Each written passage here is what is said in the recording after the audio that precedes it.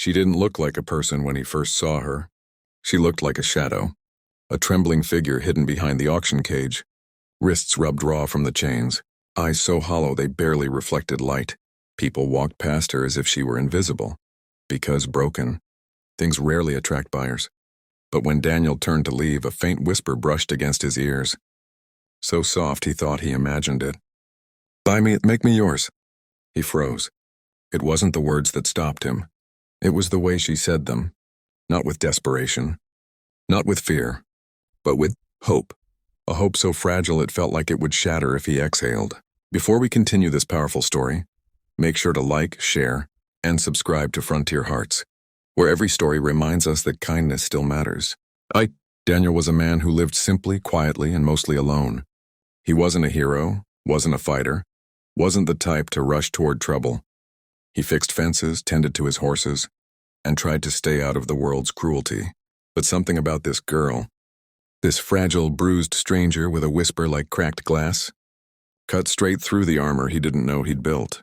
He walked back to the cage, and when she lifted her eyes to him, they weren't hollow anymore. They were pleading, as if she wanted someone, anyone, to see that she still existed. He asked her name. She shook her head slowly. "They took it," she whispered. Those 3 words hit him harder than a punch. The auctioneer didn't care who bought her. "Cheap," he grunted. Broken merchandise. Daniel didn't haggle. Didn't argue. Didn't think. He simply said, "I'll take her."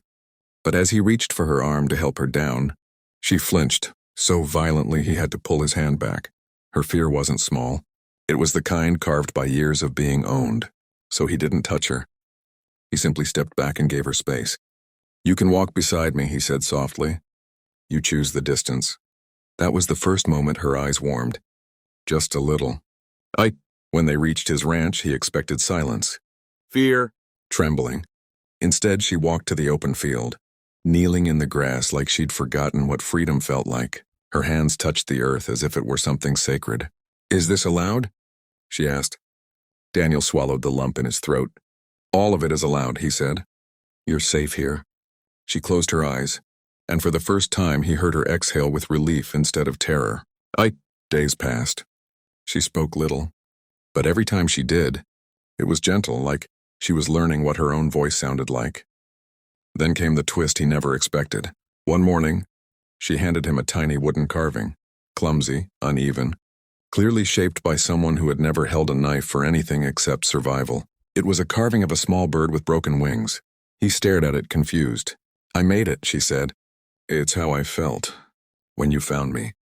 Then she pressed a second carving into his hand. A bird with wings spread wide. "And this," she whispered, "is what you made me feel now." Daniel wasn't an emotional man, but he felt that.